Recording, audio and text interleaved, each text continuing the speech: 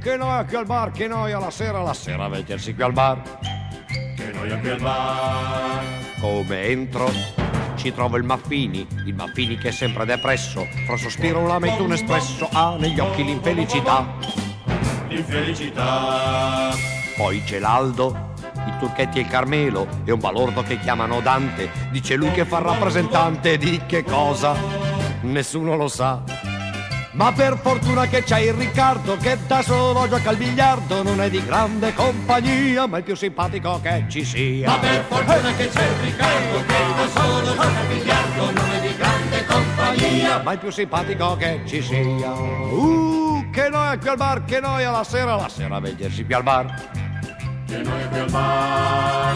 Entra la Ines con quella biondina che ho saputo che vive a Voghera, non c'è santi, vien qui ogni sera, se ci parlo non risponderà. Non risponderà. Poi c'è il Nico che gioca al pallone, mette giù un sacco d'arie pretese, cambia d'abito 6 volte al mese, è riserva però in Serie A.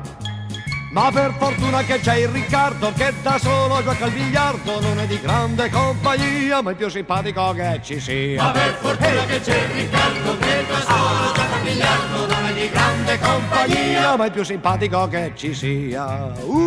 Che noia qui al bar, che noia la sera a vedersi qui al bar.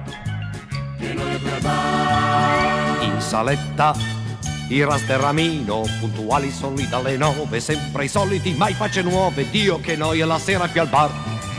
La sera qui al bar. Non vi dico che cos'è il padrone, se dimentico di consumare, non mi molla, continua a fissare finché crollo e non prendo un caffè. Ma per fortuna che c'è il Riccardo che da solo gioca al biliardo, non è di grande compagnia, ma è il più simpatico che ci sia. Ma per fortuna che c'è il Riccardo che da solo gioca al biliardo, non è di grande compagnia, ma il più simpatico, non è di grande compagnia. Flic, po, pu, patapà, ma è il più simpatico che ci sia. Che noia qui al bar, che noia la sera a vedersi qui al bar.